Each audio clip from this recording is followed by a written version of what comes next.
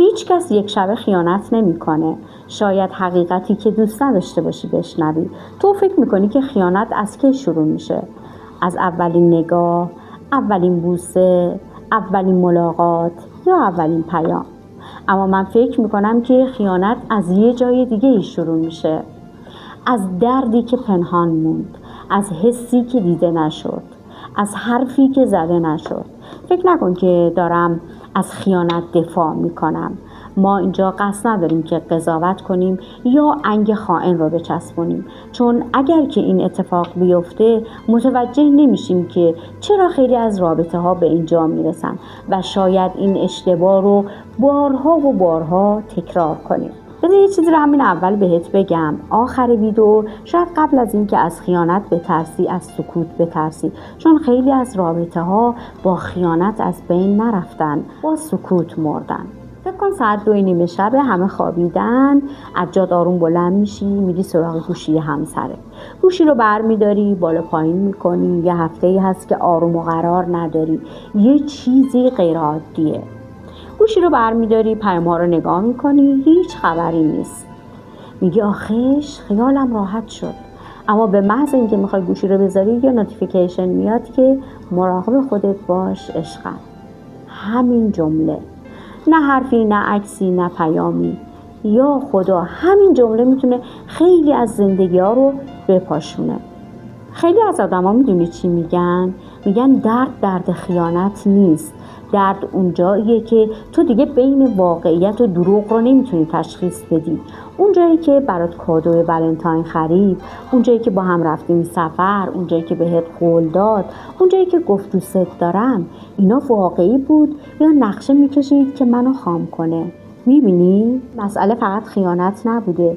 خیانت اعتماد رو فقط از بین نمیبره. آدم بعد از خیانت آیندهش هم تحت تاثیر قرار میگیره و حتی گذشتهش رو هم زیر سوال میبره. یه سوال، اگه خیانت انقدر دردناکه، اگه یه آدم میدونه که با خیانت خانواده‌اش داره از هم میپاشه، بچه‌هاش دارن آسیب میبینن، اعتمادش از بین میره، چرا بازم خیانت میکنه؟ چرا این اتفاق ممکنه که بارها و بارها پیش بیاد؟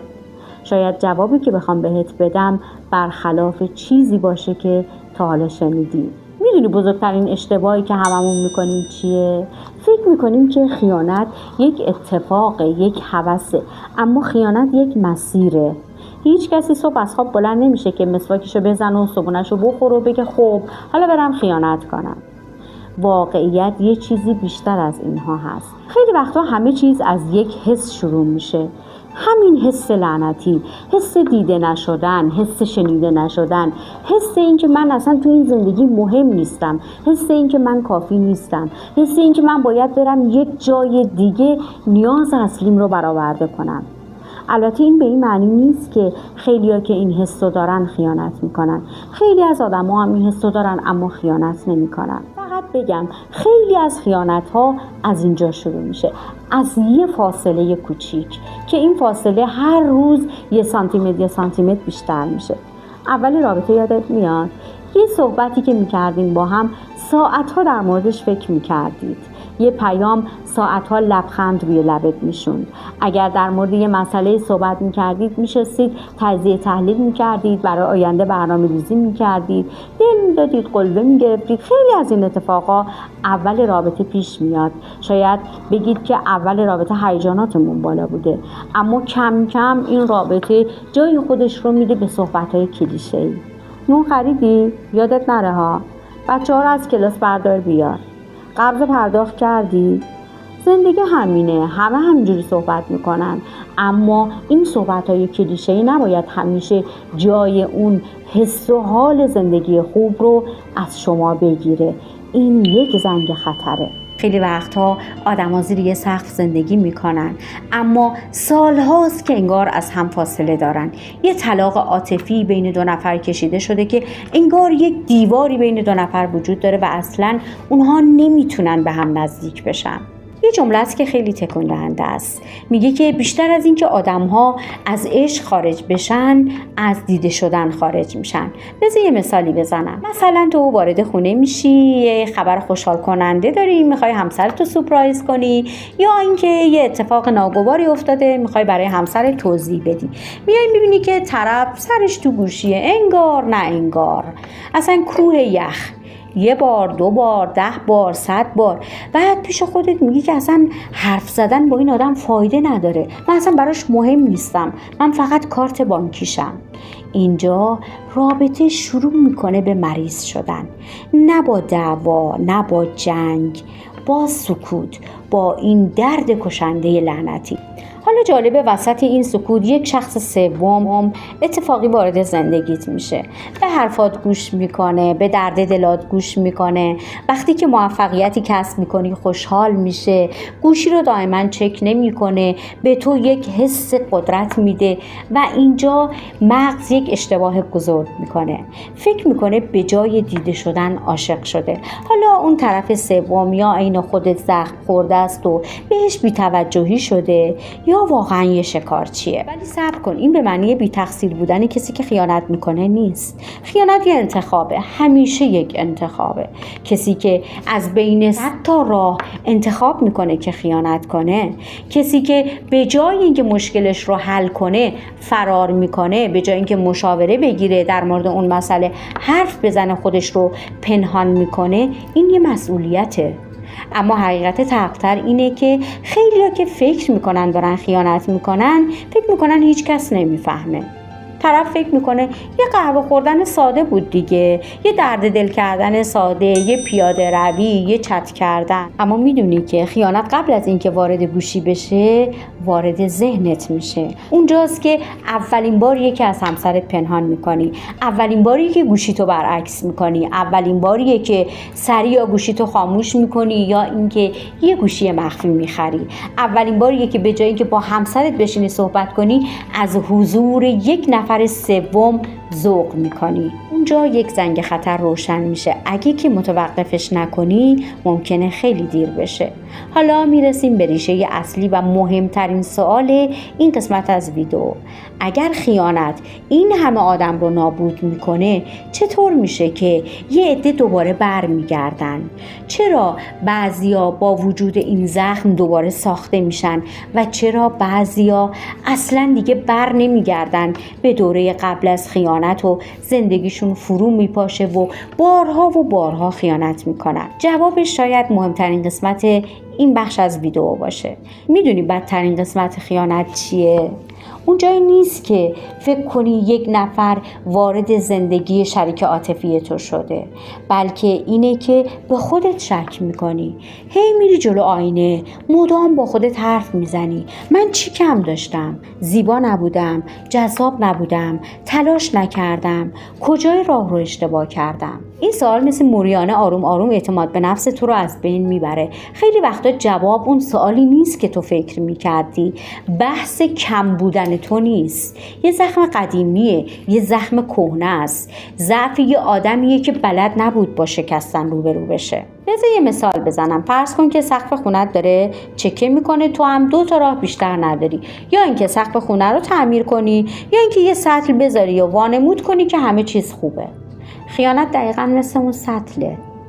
یه درد پنهانه. 1 هفته، 2 هفته، 2 ماه، 5 ماه، 1 سال میتونی پنهانش کنی. در نهایت اون سقف فرو میریزه و اون خونه ویرون میشه. یه حقیقت تلختر دیگه ای که وجود داره، خیلی‌ها میگن که نمیدونم چرا خیانت کردم. واقعا نمیدونن، نه اینکه معصومن، بلکه راه مدیریت کردن احساساتشون رو بلد نبودن. اگر احساس تنهایی کرده فرار کرده، اگر احساس بی‌پناهی کرده به یک نیروی بیرونی پناه برده، اگر فکر کرده که میتونه مشکلش رو حل کنه نقش قربانی رو بازی کرده. خیلی هم فکر میکنن که زرنگن، چون قدرت دارن، چون پول دارن، میتونن هر کاری دلشون خواست بکنن و مثل کپک سرشون رو زیر برف فرو میکنن و فکر میکنن که کسی نمیفهمه. حالا دیدی خیانت همیشه آخرین حلقه زنجیر فرار هاست، نه اولین اشتباه. کسی که خیانت میکنه دنبال کمبوداش تو بقیه است.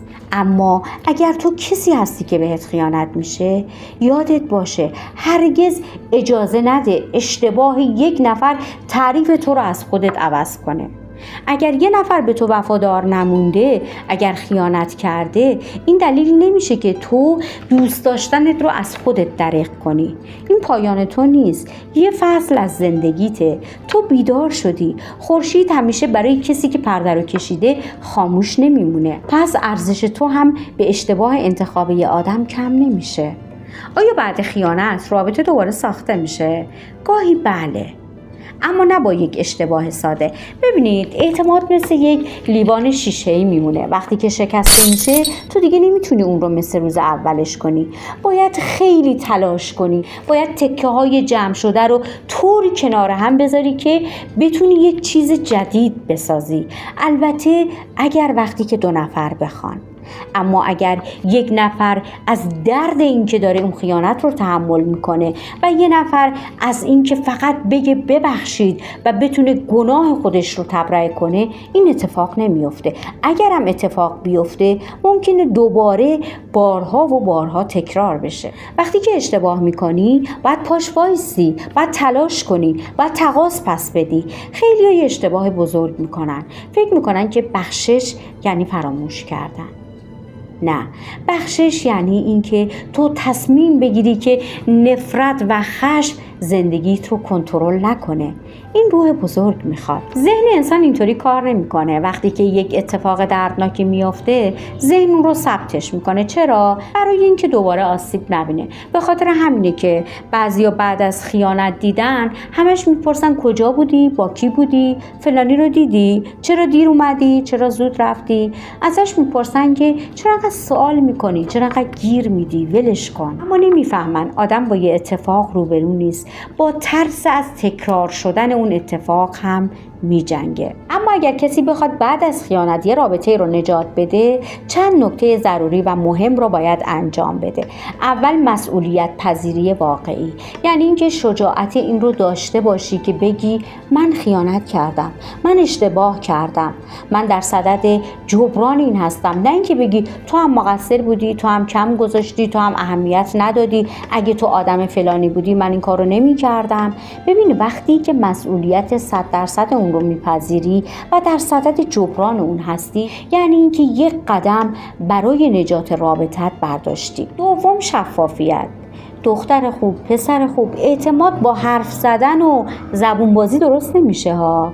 اعتماد مثل راه افتادن یه بچه‌ای که تازه راه رفتن شروع کرده. اینقدر باید زمین بخوره بلند شه تا بتونه کامل راه بره.